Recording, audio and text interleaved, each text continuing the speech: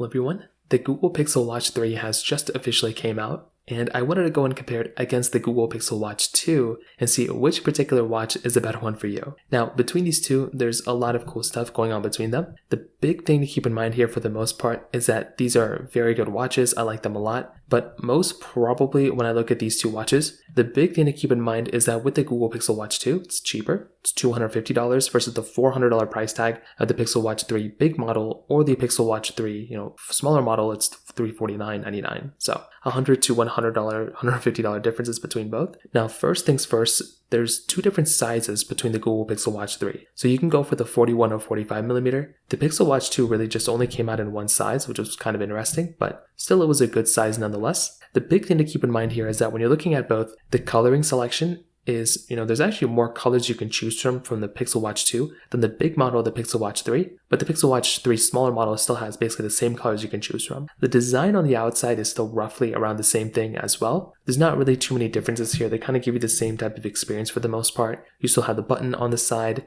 the power button on the side as well, and overall it's still a very, very good looking watch nonetheless. Like both of these look very good, and that is something that I really, do like at the end of the day. So from the design standpoint on the front side, definitely looks really good. On the back, you have that wireless charging pad.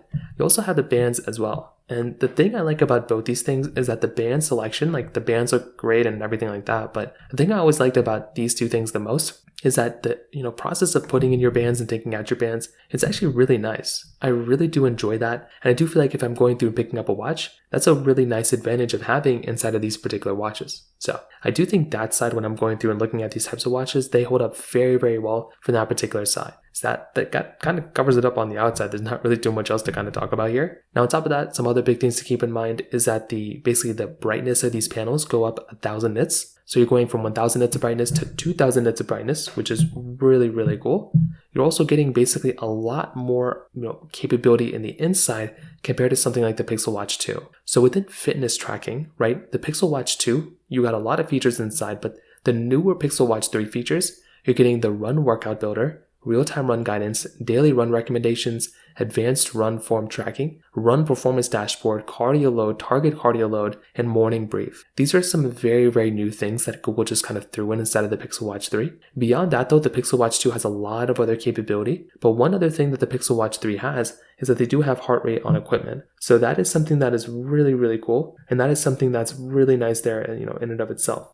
So I do think this is a really, really cool thing. If you're going to go through and pick up a Google Pixel Watch, the Pixel Watch 3 is probably the better thing here that you're going to look at. So this in and of itself is another very big difference here, is the workout capability. Now beyond that, there's a lot of other similarities between both. I mean, they both basically have the same type of setup and same type of capability as well. I would say another advantage that the Pixel Watch 3 has is that they do have ultra wideband. So you can go through and get that ultra wideband capability, which is really awesome.